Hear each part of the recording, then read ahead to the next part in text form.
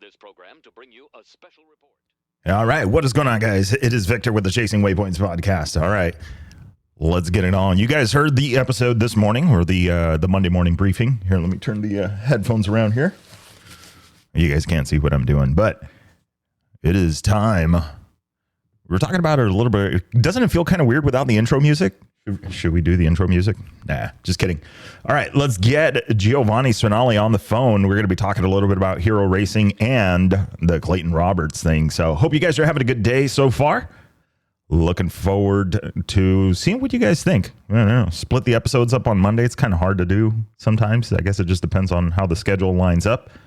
I am itching to get into the garage, but in the meantime, let's get the phone ringing here in just a second. Contacts. And there he is. And here we go.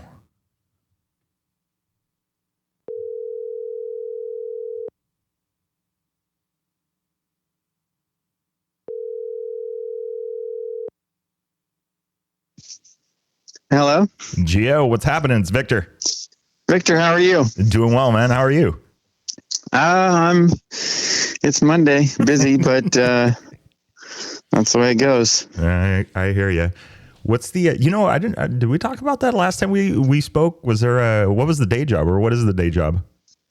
We didn't actually. I manage some properties that I have acquired over the years, and then I also have been in the car business since '88. So I had a pretty large used car lot for years, and then now I just kind of do classic cars. I enjoy doing classic cars, so I buy them and fix them up and sell them through like Barrett Jackson and different auction sites like that. Oh, nice. Okay.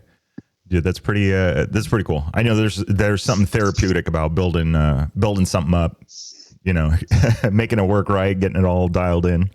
Yeah. Sometimes with these old cars, it's like, you're opening up a can of worms, but, I've over the years, I've gotten enough experience. I think I can pick the good ones and just fix them up, and it's fun. I drive them around, go to car shows, and then I sell them. So it's kind of like a hobby as well as it's my job. So it's cool. Not a bad day job. Right. Exactly. Not at all. Hey, so we got, there's two things, right? We got the Hero Motorsports. We're talking to the guys later today. Yep. And then we've also got the Clayton Roberts thing. So let's start with Clayton Roberts. I mean, that was a big, first of all, I got to say, dude, that was an amazing job putting that event together and getting that. I appreciate that. It was, it's kind of, real quick, let's go back to our last conversation. Cause I think our last conversation, we were talking about my injuries and kind of like coming back. And then I had mentioned I was interested in kind of building a team, but not sure if I was going to do it or not. I think that's kind of how it stopped. And so after our conversation, it kind of like just got back into the work mode and everything. And I just kind of didn't focus on the race team. But then a friend of mine, Jose R. Carrasco, he was an Ironman champion. He started talking to him about it, and he kind of got me in touch with Arturo Salas Jr. And that's kind of how the whole team evolved from there. And it kind of went from we weren't going to do it to, okay, we're doing it. And we went full bore on that. So the reason I brought that up first is because one of the riders that we were trying to get for our team was Clayton Roberts. Okay. I have never met Clayton, or I had never met Clayton until last week. But I had raced against his dad, Steve. And, I every once in a while see Steve at a race or whatever, and he'd tell me how good his son is doing. And Clayton had raced with Arturo in the past. So, one of the first guys that we did talk to was Clayton. And he couldn't ride with us because we were racing Hondas, and he has a gas contract. So that was kind of off the table. But with that being said, we raced on a Saturday at the Baja, the San Felipe 250. And then the following day, Clayton was racing in Idaho, as everybody knows. And he had a pretty bad spinal cord injury. And he was really good friends with Arturo and Carter Klein, which are the two riders we have on our team. Mm-hmm. And so about a week after the race, we had a follow-up meeting, just to see how we can make any improvements as far as our pits or our rider exchanges or bike or however we can do better. And then at the end of the meeting, I mentioned, hey, we really need to do something for Clayton.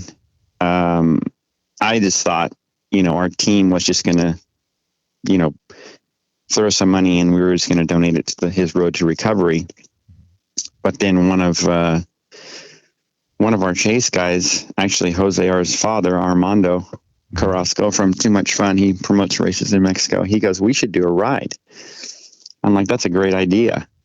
Yeah. So everything just kind of came into place.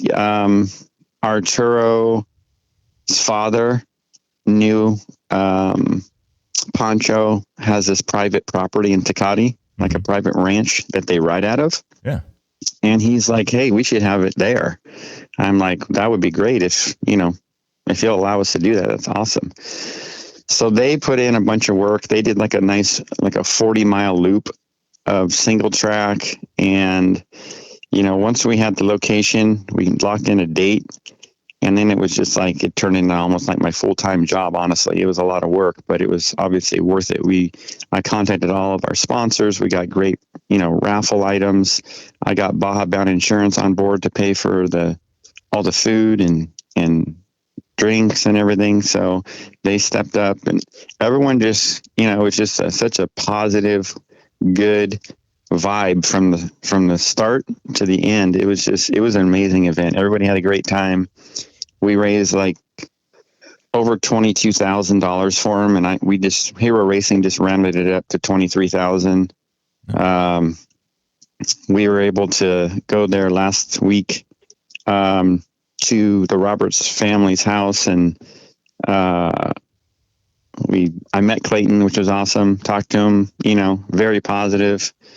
He's got a great head on his shoulders, regardless of how this all turns out, whether he walks or not. At this point, has no feeling from his waist down.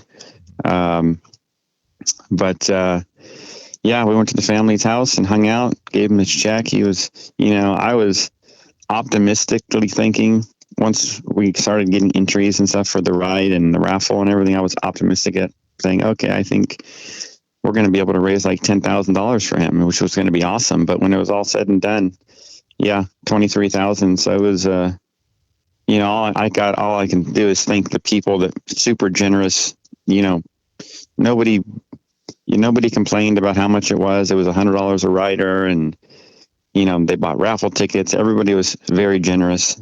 And, to see the off-road community come together like that for a good cause is it's awesome. And that's great. And talk about off-road community. I mean, I remember I saw the video that you posted where the riders were leaving the ranch, and it just kept going and going and going. I'm like, dude, this is crazy how big this got. And and it's awesome. Nobody leaves anybody behind in Baja. Everybody is looking out for each other because, well, sometimes help's a little further away. And so it's nice to see that even if it wasn't a Baja incident, that this is still that support, goes beyond the border. For sure.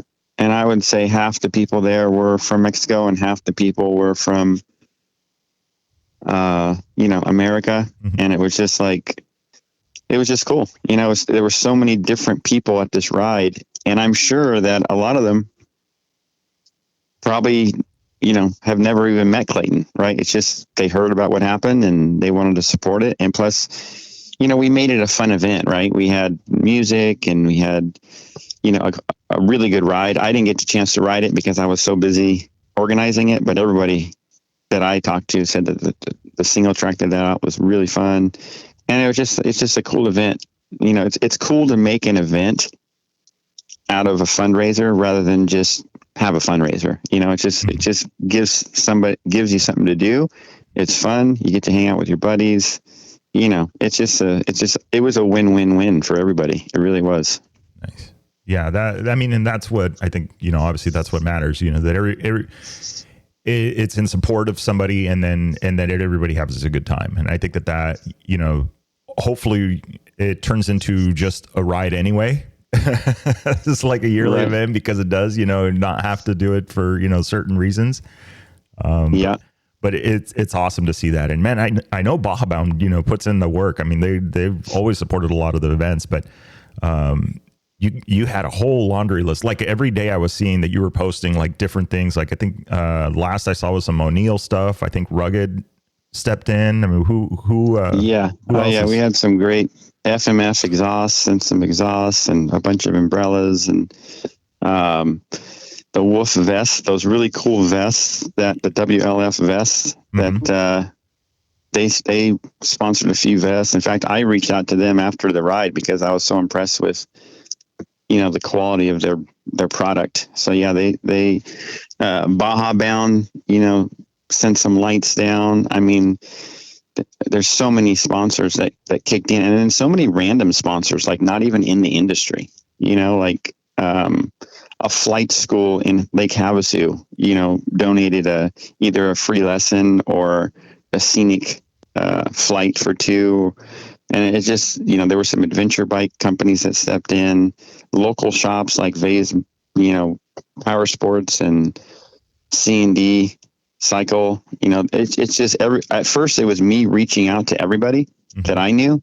And then it turned into people just randomly messaging me saying, hey, I want to get involved in this. So it was awesome. It was really cool. Yeah, dude, that is, I mean, again, I mean, it just goes to show the support, right? Nobody, you know, one thing is racing, and then the other one is how people support each other beyond that, you know, beyond the flags. Yeah, I think it's,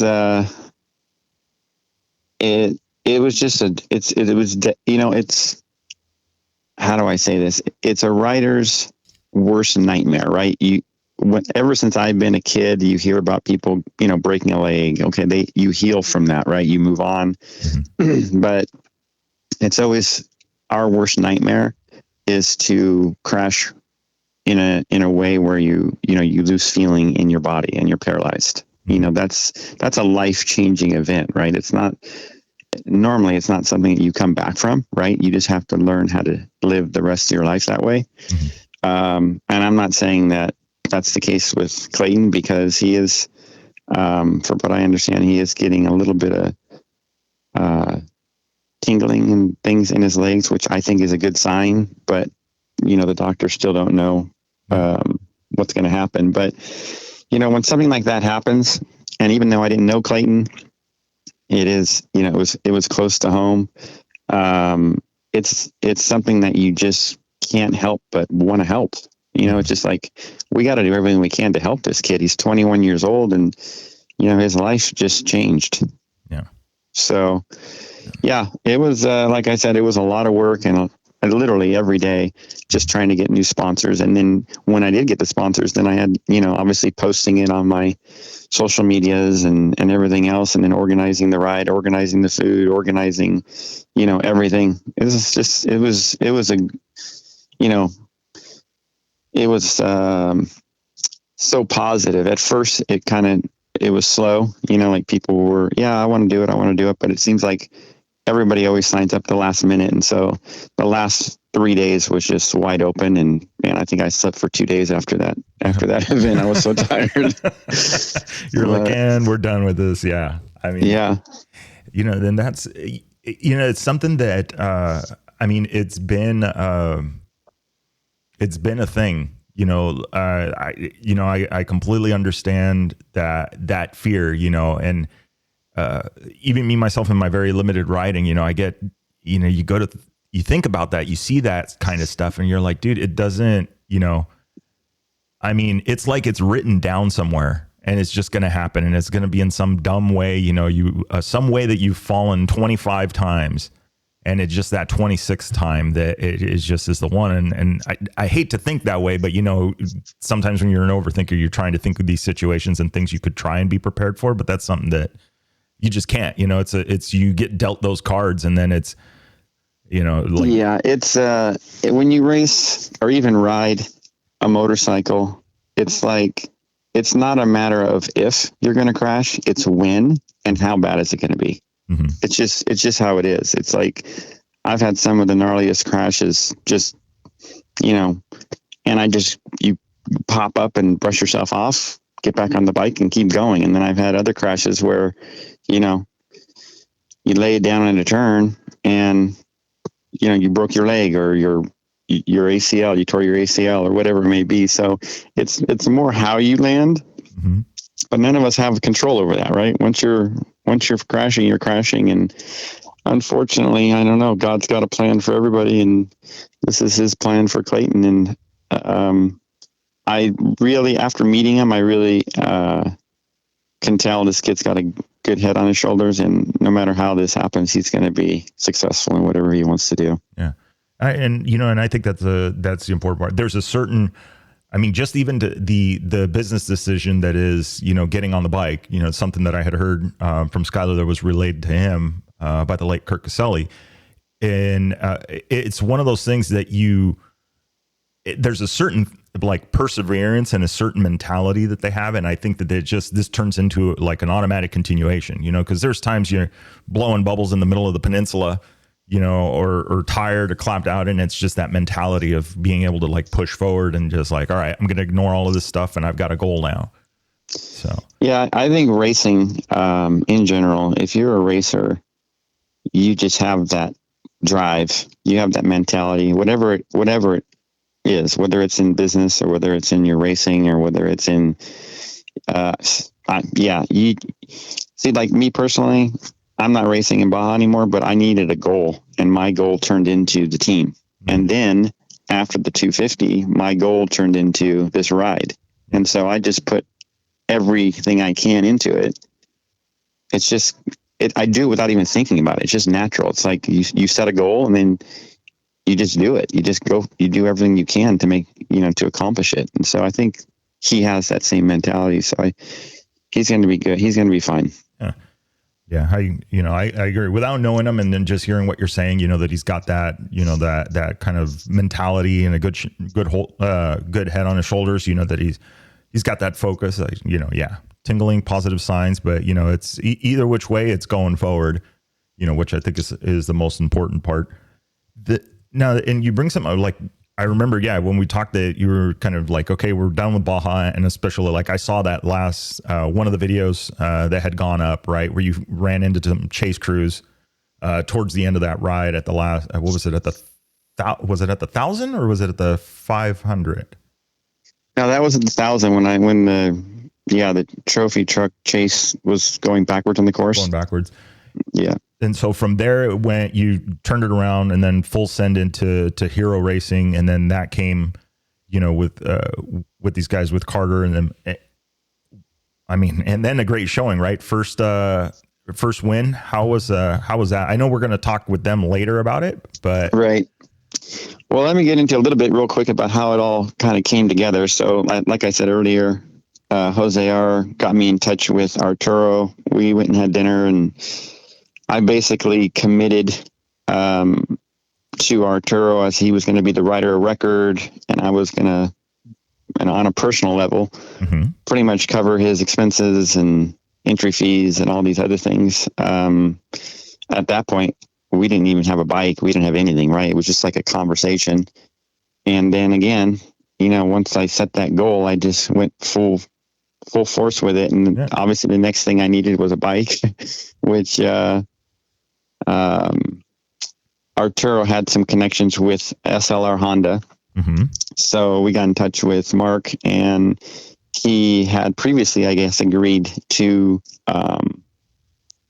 sponsor Arturo with a fully prepped Honda for the 250, which was awesome. So I basically talked to Mark and made sure it was okay, if it was underneath our umbrella, because it was kind of going to be a B team for them. Mm-hmm. And I'm like, well, we're starting our own team, and so we worked it out, and so that part of it made the first race pretty easy because we already had a prepped race bike, which was awesome. Mm-hmm. So now it's just a matter of finding another rider, and there's a lot of riders out there, but you want somebody with some experience in Baja. You could have a really fast kid that's never raced down there that, whether they race motocross or they race, hare and hounds or whatever they race, it's different in Baja, right? You got VCPs and it's an open course. You got vehicles coming on the course and it's just a different environment. So it's good to get somebody with some experience. Mm-hmm. So, we ran names by, and then, I want to say it was Arturo. He said, let's try and get Carter Klein. And he told me it was Mason's brother. I had never heard of Carter up to this point. Obviously I've heard of Mason through the car and all these other things. Yeah. Yeah, he said, let's try and talk to Carter. So we had a conference call with Carter and his dad and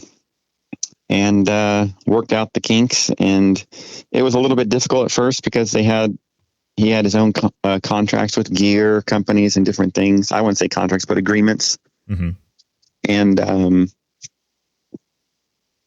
And that was, a little bumpy at first, but we worked through the kinks. And once Carter was aboard, then it was just a matter of testing the bike and getting more sponsors for the team because, at this point I'm pretty much personally funding, everything. So the first thing I did was, contact some of our previous sponsors, some for product, some for, to cover some of our expenses. And then one of my goals was to get a contingency for the riders because these riders come down there and they put in the time, they risk their lives, right? And at the end of the day, there's not really much there except for the score purse. Mm-hmm. And even that isn't as big as I think it should be. And so I managed to get some contingencies from O'Neill, got some from Thrill Seekers and from Carrera 777. So a few of these companies, Factory Effects, they kicked in like a contingency, like a performance contingency, like first, second, or third. Mm-hmm. And so that money was intended to go directly into the riders' pockets, which I don't think any other team in Baja does that. I'm not doing this for profit. I'm doing this to give back and give back to the riders. And I think that they deserve it. And so we went down there, they did their homework, and it was an awesome race. We started in 13th place out of 13 bikes and worked our way through the dust. And at first it was like, it's really the first, I would say 40 miles of the race is really rough and obviously really dusty. And so it's hard to make passes and that kind of stuff. And the race kind of unfolded in the second half of the race. So yeah, it was a great deal. We ended up at the end of the day crossing the line fourth bike, but we were second on time. We were down by like a minute and 20 seconds, I think. But then once the penalties came out the following day, we ended up with the win. So it was incredible. Yeah. Yeah, I saw that, and I have to say, I saw how that shook down, and being Team Carter, right? I've known Mason for a bit, and the family for a bit, and of course we're rooting for the team, for you guys, right? And to see that, oh man, there was second, almost there, quite there, and then I'm gonna say the relief to see that the penalties stuck and that score upheld what their decisions were, and especially like on the race course and where you were supposed to be and where you were not supposed to be, right? I think sends a message that needed to be sent maybe several races ago. I mean, I don't do a lot of coverage on the score stuff, so I don't think I'll get into hot water for talking about that kind of stuff, but I remember from back in the day, it was like all the way back in Casey Folks era, BITD, kicking out Cowie for doing stuff that they weren't supposed to. And that sent a very, very clear message to all of the teams that, you can come here, you can race, but you're going to all play by the same rules, period. Right. I personally think, well, just to explain real quick. So a few of the teams, some of the top teams, the 7X, the 1X, the 13X, got disqualified for taking an illegal line. And so what happens during pre-running is the illegal line kind of got worn in a little bit from like all the trophy trucks. So it kind of looked like the course. So it was kind of an honest mistake, actually, even though they made it very clear in the writers' meeting.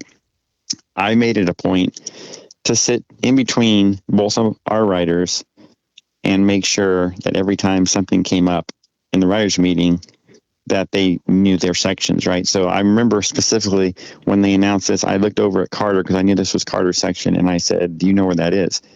And he kind of looked at me like, "Not really." So he had his Garmin, and he looked it up on his Garmin because it tracks his pre-running. And he went to that VCP in that section, and he says, "When I pre-ran, I went the correct way." I said, "Well, you better make sure 100% that you do that in the race because that's a disqualification." And he said, "Okay." So it kind of like he didn't know, but he did know. And then I think just going over it and verifying at the writers' meeting that make sure you don't make that mistake saved us, because we probably would have made the same mistake. You know, it's an easy mistake when the course looks burned in and you think you're on the course, but you're not. So it's important to, go to the writers' meeting, and it's important. And with that being said, I think that a DQ for that was probably too big of a penalty. I think it should have been like maybe an hour penalty or something. But once SCORE said that at the writers' meeting, and this is a DQ, they had to stand by it. If they don't, then no one's going to follow any of their rules. Yeah, the next time around, it'll just be like, well, I know they said it would be a DQ, but, we're going to sit here and argue until they give us a 2.2 second penalty for, right. It'll just turn into an argument rather than, what we said goes. And I think that one of the arguments for the teams that did get disqualified was, so the way SCORE points work, you get points to start the race, you get points to finish the race, and then you get points for how you place in the race. And their argument is, hey, we started the race, so we should get those start points, right? Maybe we shouldn't get the finish points because we got disqualified, but we want those start points. But I guess the rules state that if you're disqualified, if you don't finish, you don't finish, right? So let's say your bike breaks and you get the start points, but you don't get the finish points because you didn't actually finish. But if you get disqualified, that takes you out of the whole thing. So yeah, I guess that was the argument for a while, but it didn't hold up because they got disqualified. You get disqualified, you don't get any points. Yeah. So well, and maybe it sends there's another message between that is, like when they said, like what you did to take your time, and in this case, turn to Carter and say, hey, this is this is your homework. What,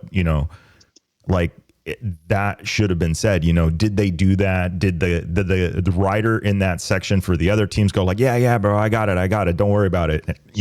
As they're right. And I think that I have enough experience in Baja. I mean, we've experienced it all.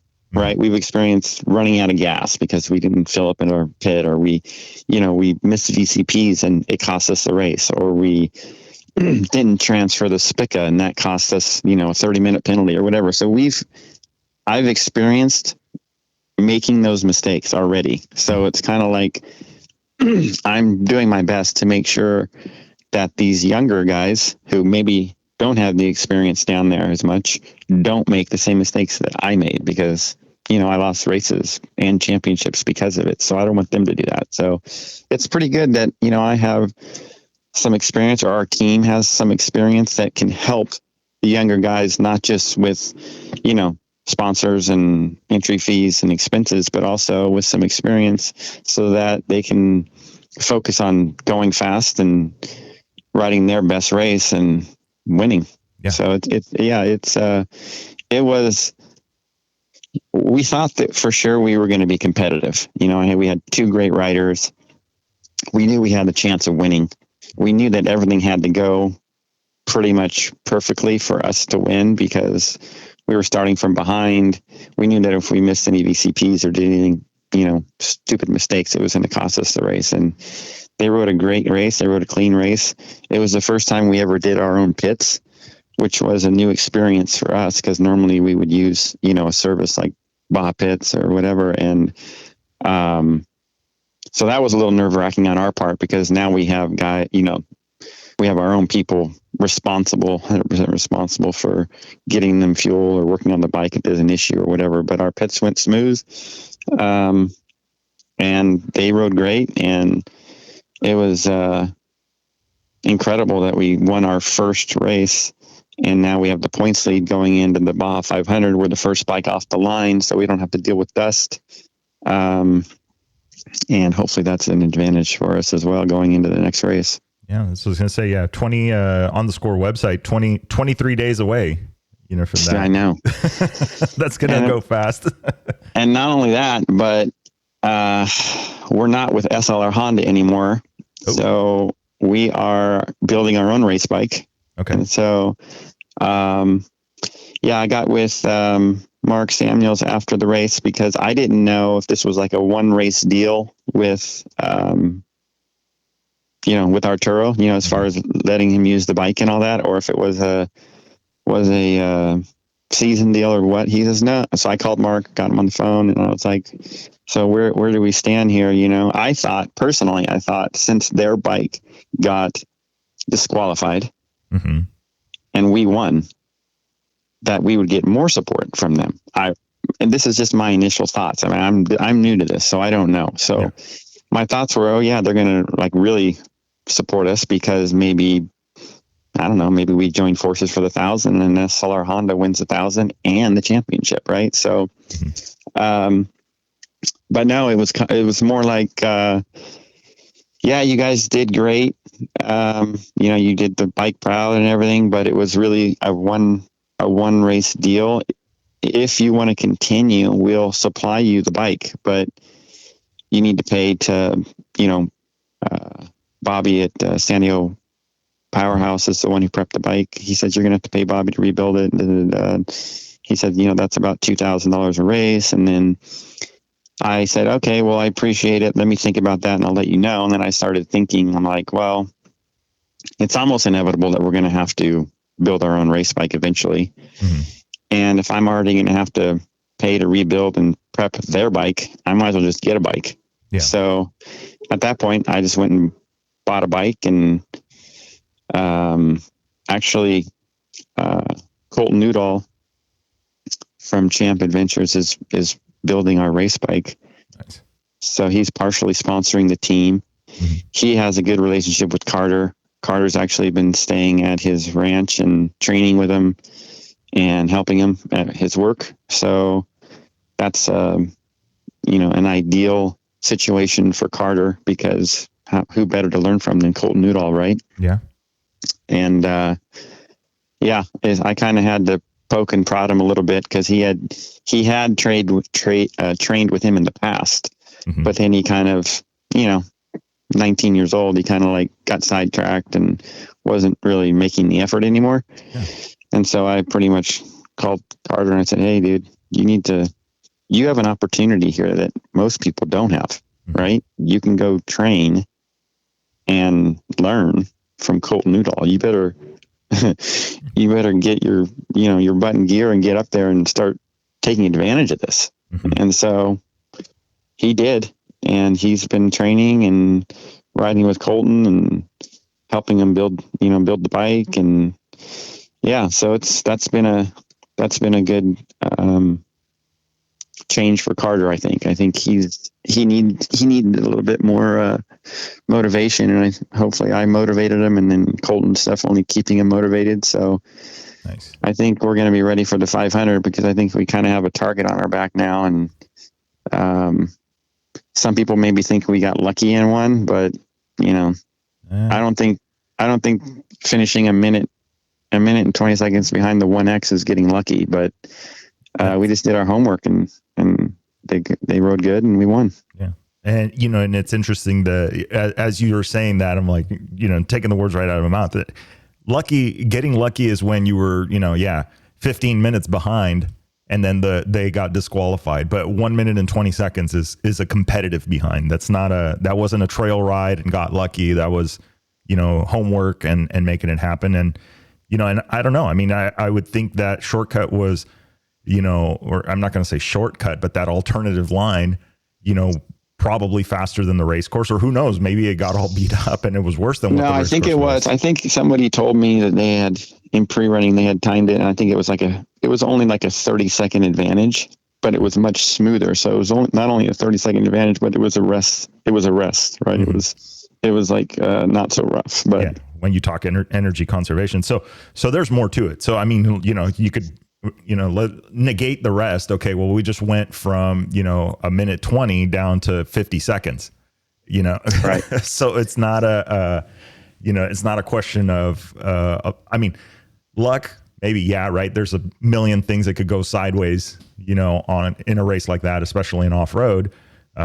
So you got to be lucky just to be at the end, but to be at the end and within 2 minutes, of the front guy, or within 120 of the front guy, that's some work. Yeah. Especially working through the dust and everything else that goes along, as well as Arturo stopped for a downed rider. The 25X had crashed, and at the time thought he had broken his leg. Mm-hmm. And Arturo was like the first rider to him.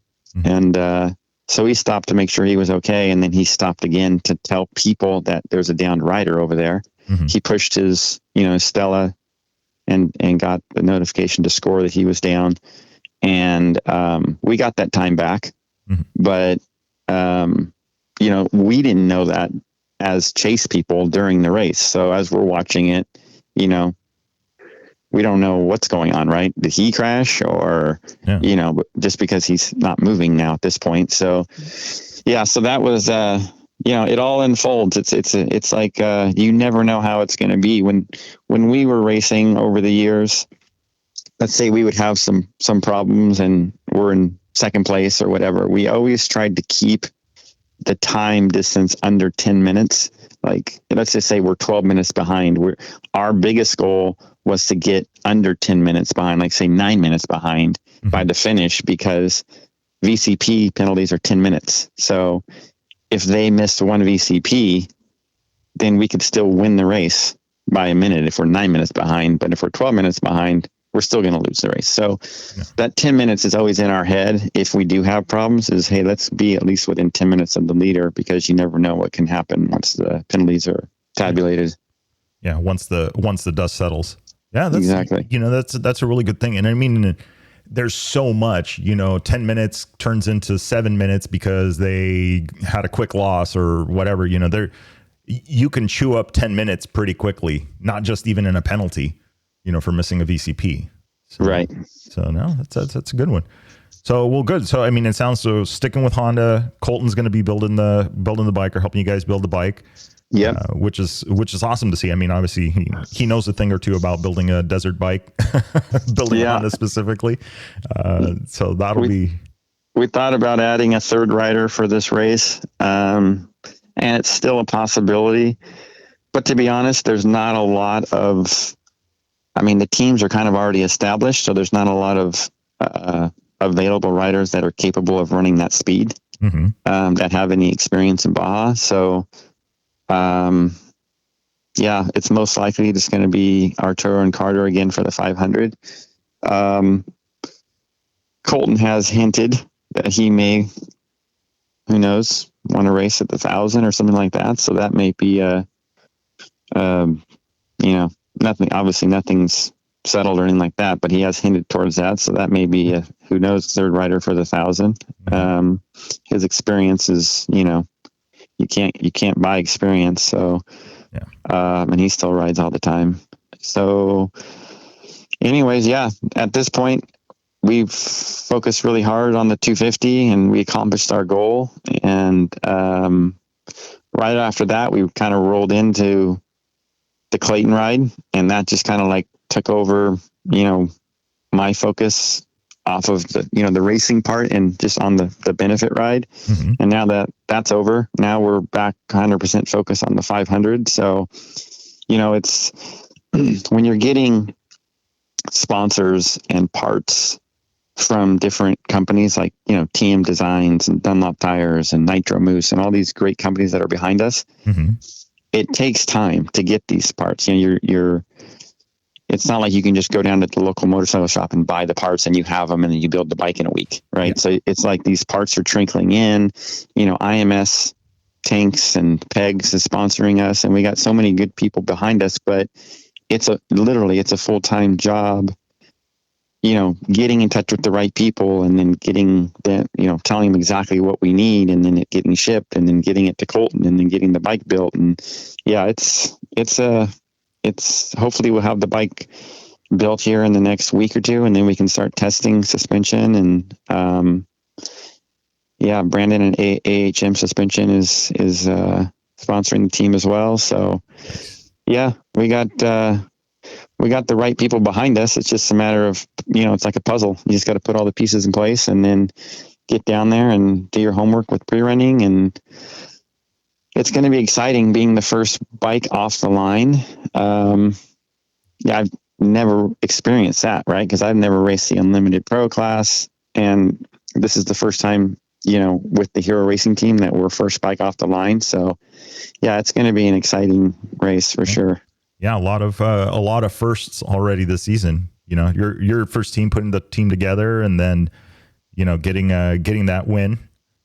And now the first off the line. And so there, just to kind of clarify that. So your finishing order from the previous race is your starting order for the next race. Is that how they're correct? Okay. Yep. That they do that. So the 250 results give you your starting position for the 500 and your finishing results for the 400 tells you how you're starting for the 1,000. Okay. And yep. And then so how do they determine the 400? The same, or do they do a drawing? I believe they do a drawing. Okay. Yeah. Got it. I'm pretty sure they do a drawing. Yeah. Throw a little bit. Well, I mean, that's good because then it gives another team a chance, to open the way. I mean, it's not necessarily like, it's not like rally where you could get lost because there's no tracks to follow or right. But you are the first at the booby traps. You are the first one through those areas. So there's that, but usually they do. I mean, I guess it depends on what time of the day they start, right? Some air support and some stuff like that. Well, so. That's the other thing. It's this race. They're starting it at 2:30 in the morning. Oh, they're doing that again. Yeah. So they do I don't want to say the fake start, but the false start off in downtown Ensenada at 2:30, and they go up onto the highway up there and they restart them on official time at 3 a.m. Mm-hmm. So it's like, you can't fly at night it's dark. So, the first bike off the line is definitely the most dangerous, I would say, because, you're running across the animals that are out and, probably not for cars because who's really, going at 3 a.m, probably not too many people, but, there's always that chance. But I would say as far as livestock and things like that, it's probably the most dangerous is to go off the line first, especially at dark. If it's daytime, they put the helicopter and they kind of like clear the course and all that kind of stuff. But it's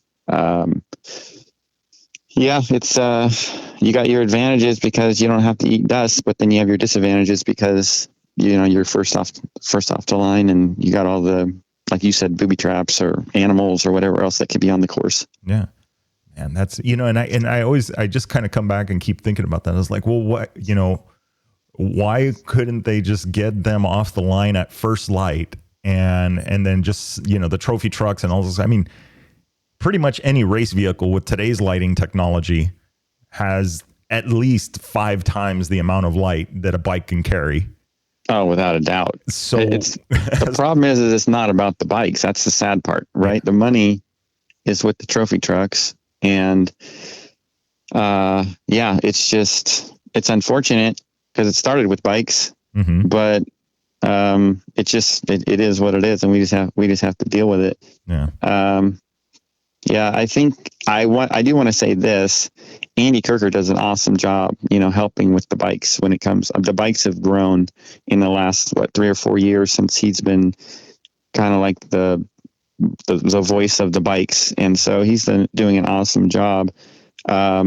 And I believe that one of the reasons why the bikes are starting so early is because they are going to go, from what I understand, I don't know this because the map isn't going to be released till tomorrow, but I'm assuming that they're starting it early because it's going to go up and over the summit and then down onto the dry lake bed through the desert there by San Felipe. And it gets so hot that they don't want to have it, 110 degrees while people are racing, because what was it, like 4 or 5 years back? Yep. It got to be like 125, 130 degrees, believe it or not. And 2 or 3 riders died that day because just heat exhaustion. So I think that one of the reasons they are starting it so early is so that when you do go through the desert floor, it's not noon, right? It's early in the morning still, and it's going to be 80 degrees instead of 110. So that's understandable, I guess. But yeah, that definitely. And I do remember that one. I mean, listening to the weatherman, and it seems like, the code reds were just like dropping, left and right. If it wasn't that, I mean, heat exhaustion, you're right. There was a few drivers that unfortunately paid the ultimate, right? But that's only that many of them. There was so many more heat exhaustion things. And, it was interesting. We were sitting at the Baja pits that time and watching these guys come through, and, everybody, all the motos are stopping for fuel because it was like one of the last stops right before the summit section. Yep. And nobody was taking water. Nobody. Like, I mean, relatively speaking, right? You would think like most people taking water, and it was already warming up. So, I mean, that's not a blame game. It's easy to forget when you're in the heat of battle and the adrenaline's going, but man, hydration's got to be at the forefront. For sure. I remember that race because I rode up and over the summit and down to the desert floor. And when I got on the bike at race mile 70, right there where it crosses the highway, it was early in the morning. It was probably 70 degrees. And by the time I went up and over the summit and down to the desert floor where I got off the bike, it was 123. Yeah. So it was hard for my body to adjust even that. The temperature change from 70 degrees to 123. What is that? 53 degrees change in an hour and a half or whatever it took me to do it. And it was just like your body, it starts to sweat a lot, obviously. And then it's at a certain point, if you're dehydrated, it stops sweating. And then that's when you get in trouble, right? Because your body doesn't have enough hydration in it. So that was an unfortunate one for sure. That was scary. It really was. It was scary as things were unfolding. Yeah. And I mean, and that's, something it reminds me, I did a trip on totally random on an adventure bike, had to ride up to Lake Elsinore in the middle of summer, and the temp on the freeway said it was 110 as I was getting there, or kind of in that area. And I'm doing 80 standing up with the helmet visor open, and I'm still sweating. And I am not working. I'm literally just standing there in the wind, doing 80 the whole time. So I can't imagine even at 110 degrees having to handle whoops and handle a bike at 15, 20, 40, 10, 5, like all this varying speeds and all this hard work that you guys got to put in. Like it's so hard, I would think, to put into words the amount of energy expended. Yeah. Without a doubt. Yeah. The heat. You just can't, it's very difficult to deal with heat when you're exerting yourself at that level. That might be, it'd be interesting to see if that would be something that SCORE would later invest, or maybe, Andy Kirker and the team could invest in something like that, is like having like a hydration station somewhere in there. They do that already. They do it now. Okay. Yeah, for sure. They do it. They have hydration stations throughout the desert floor, and anybody can stop and get water or cool off with whatever they need to do, or just stop. At that point, you don't want to, just have a safe place to just stop if you have to, because sometimes you're out there in the middle of the desert. And I had this problem once at SCORE used to have their fourth race, or actually their third race. Now is the Baja 400. Before it was the Desert Challenge, and they had it here in Plaster City a few years. And it was years ago. I want to say at least 10 years ago when I first started doing desert stuff, and I come from a motocross background. And, you don't even think about water when you're racing motocross. It's a 20-minute race, right? But And I just had that mentality. I didn't even have a water pack. Mm-hmm. It was 120 degrees. Oh, geez. Yeah. And I'm racing through the desert, and I literally, I got heat exhaustion, and I started getting like lost. Like, even though I was on the course, I had to slow down. I stopped sweating, everything. And I got to the point where you start thinking, you're like, well, what do I do? Do I stop? Do I try and just cut across the course and find somebody? Or do I just stay on the course because I know eventually I'm going to get to somebody? And I decided to stay on the course because I didn't want to just be lost out there with nothing. Mm-hmm. But I was literally probably going 20 miles an hour through the whoops, just sitting down, just no energy. And I finally made it to the pit, and everyone was looking at me like, what's wrong? Because normally you're wide open going into the, to the pit, right? Trying to race. And I just was probably at that point going 5 miles an hour, just going into the pit. And I just literally got off the bike and collapsed. And luckily one of my chase guys there knew what was going on. And he threw everything out of the ice chest, took my boots off, put my feet inside the ice chest water, and it just started pouring water over me and giving me, electrolytes and things to drink. But I was literally out of it for probably 2 hours. Just my brain was just like not functioning normal because I had heat exhaustion. And I was stupid. It was my fault, but I learned my lesson. And, luckily it wasn't, like those other guys where they, unfortunately no longer with us. But it's not hard to do. It's very easy to get to the point of no return is what it is. It's like you stop sweating, and then you only have a certain amount of time to either hydrate yourself or your body just shuts down. Yeah. And says, that's it, we're done. And and that's, it's an ugly reality that it usually it's, in some cases, I think that it's a very slow burn. And and you guys as racers are in a dangerous place because there's that pain tolerance and that I'm going to push through and I'm going to make it happen. And I'm going to there's a line in the sand where that's what you need to get there to be competitive. And then on the other side of that line is, I'm going to use a harsh term, but say the stupidity of it, that you blow right past all your symptoms and what you're thinking, and you're like, shut up, telling yourself to shut up and just focus and keep going. And then next thing you know, it's it, right. And it sucks. And I say it because I've operated on the receiving end of that, running SatCom with, at Sonora Rally, this past year, and people going into the dunes and getting dehydrated and having these multiple calls in the same, within the same 5 square miles of dunes, and having to deal with 7 or 8 riders in 2 to 3 hour time frame, all in the same area and, facing the same thing. And it's crazy how quickly, it adds up, and some people don't even realize it. Reports of one rider saying that they were fine and giving everybody a thumbs up and realizing and had no idea that they were going under. Yep. Yep. They think and there is a fine line too between hydrating and non-hydrating, because sometimes you're on the bike for 4 hours, let's say. And so, you want to hydrate yourself the day before as much as you can. But as well, you should know as you hydrate yourself, you're always having to pee, right? And then you keep drinking, you're peeing, you keep drinking, you're peeing. Well, when you're on the bike 4 hours, you can't do that, right? You can't stop and pee.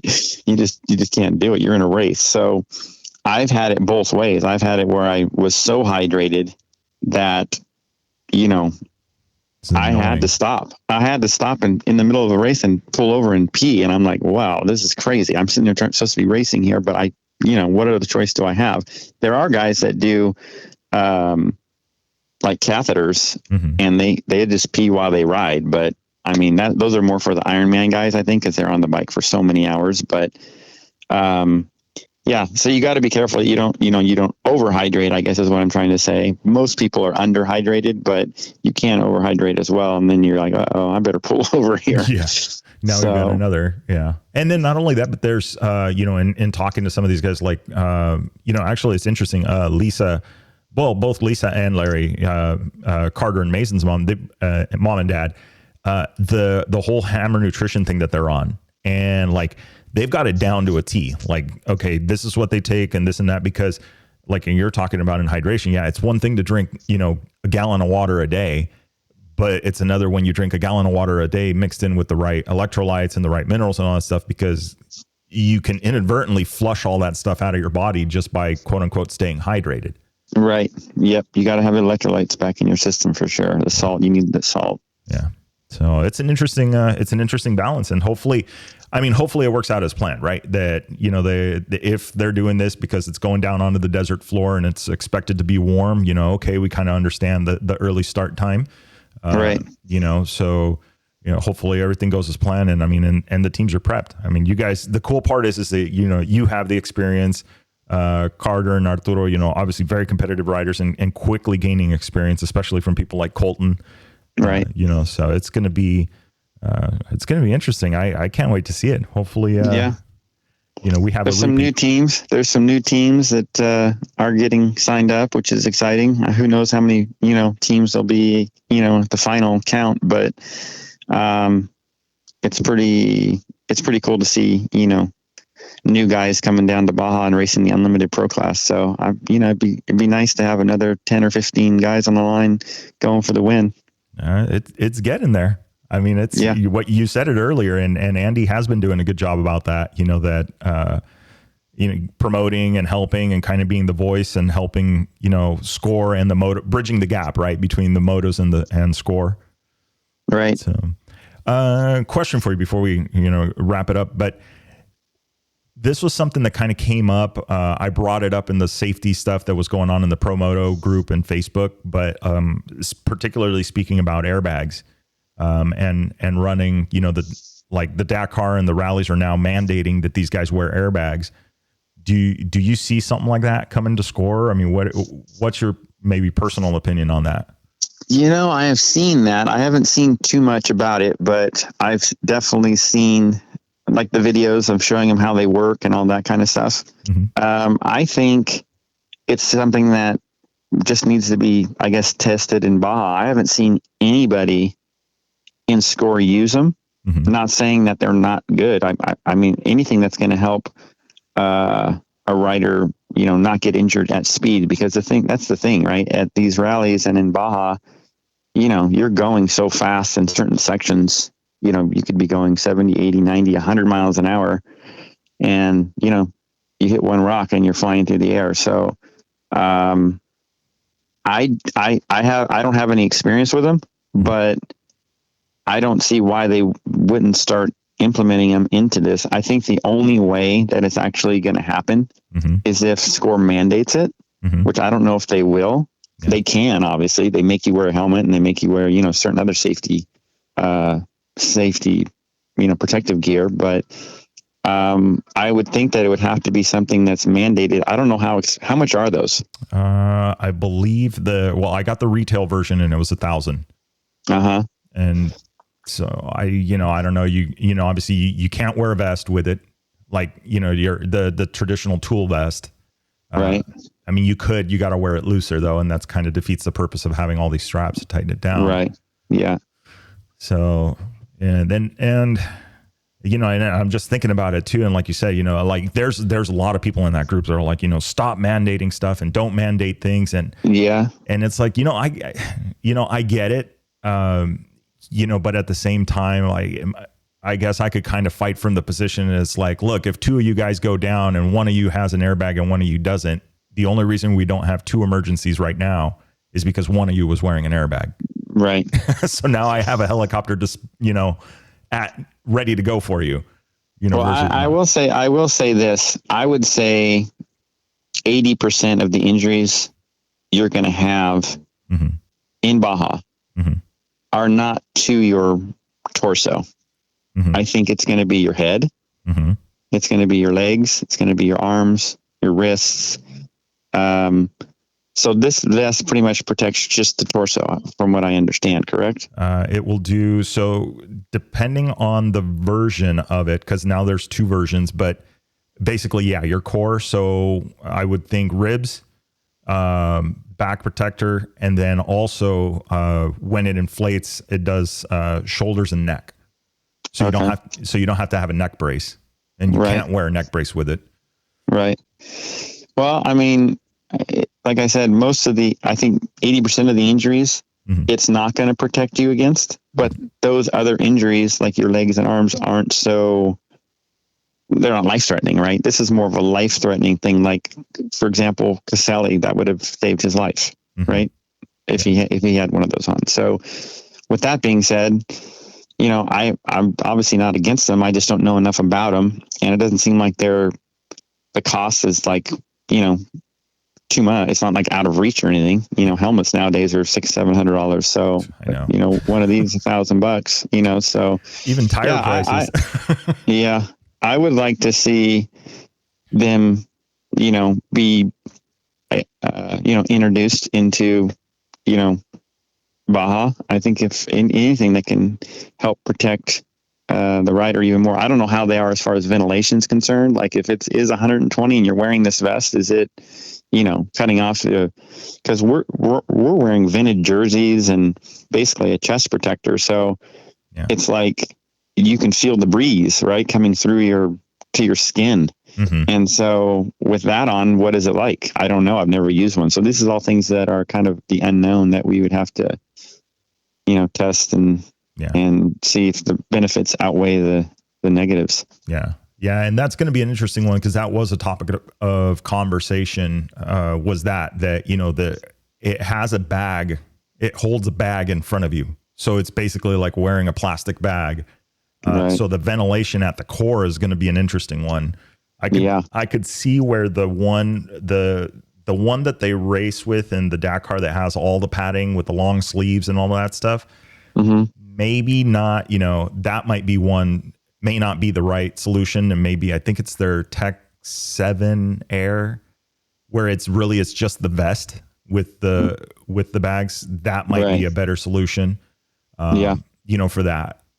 And I'm sure eventually, like anything else, they're going to make them vented, and I'm sure that they can still have their airbag and with like smaller little airbags or something, and then space for air to get through as well. So I'm sure they're going to get refined as they get developed. But it'll be interesting to see if they if they catch on in Baja, or if they mandate it, or however it is. Baja is so expensive already. I know.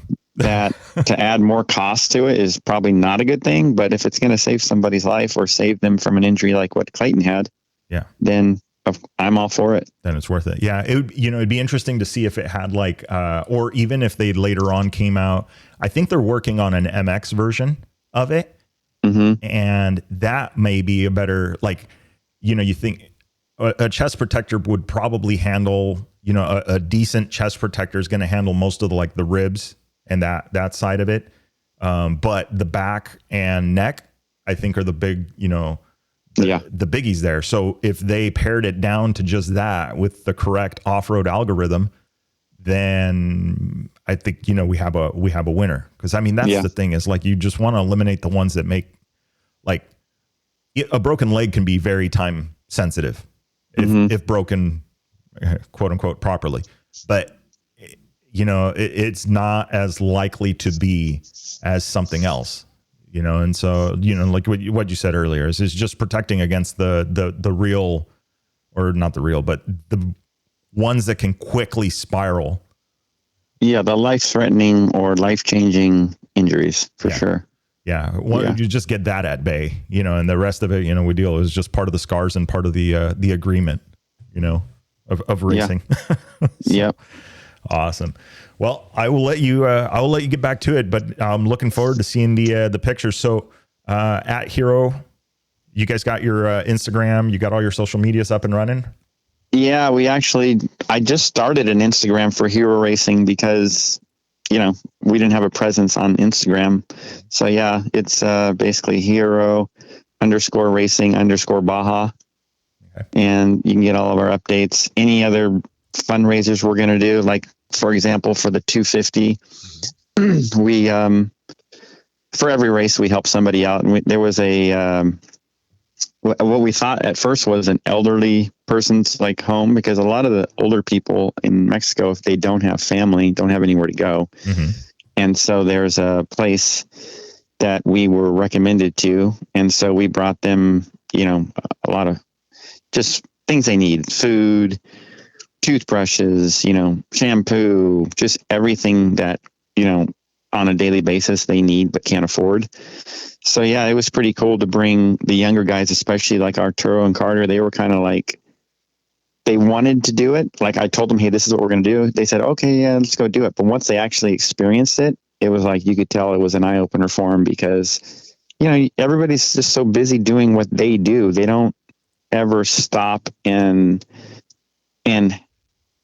do something like this unless somebody organizes it. And then when they do go, they're like, wow, there is people. It makes you appreciate your own life and what you have. And I think it was really good for them. They were thanking me afterwards. They're like, thank you so much for let us be a part of this and all that. So we're going to be doing it again for the 500.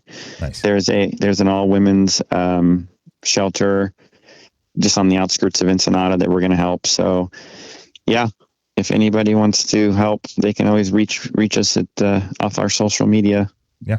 Hero Racing. We have a Hero Racing on Facebook, and then the Hero Racing Baja on Instagram. And every race we help out. So nice. If anybody wants to get involved. Yeah, I will. I'll tag them, or I'll put the links in the description, so people can follow and follow along. I mean, I think that's really, it's awesome that you're putting together your knowledge and what you've done and achieved down there, and getting that experience and putting it together and helping the new guys, the next generation. Yep, that's the goal. Nice, very nice. Well, I will talk to you soon, I'm sure, and we'll be keeping up with the progress. Okay.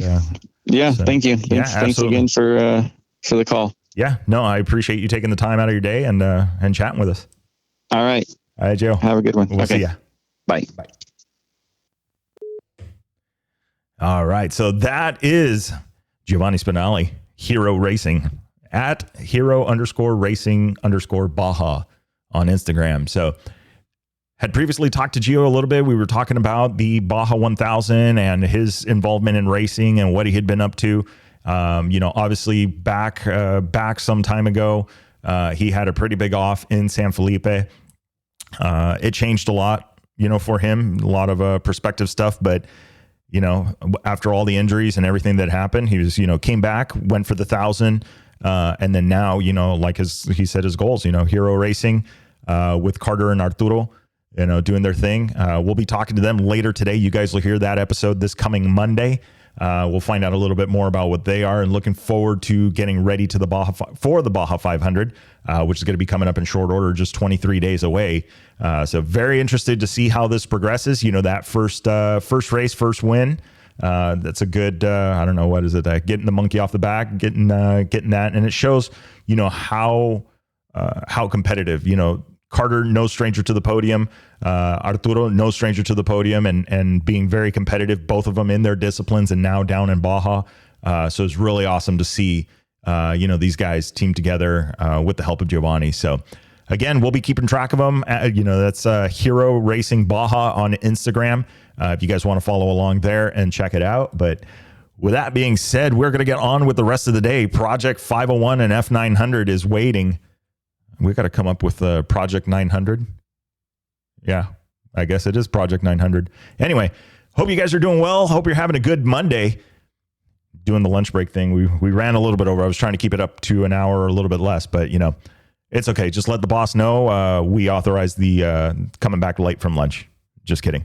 Anyway, we'll see you guys next week. I hope you guys enjoy. Remember, it'll make sense when you get there. Enjoy the ride.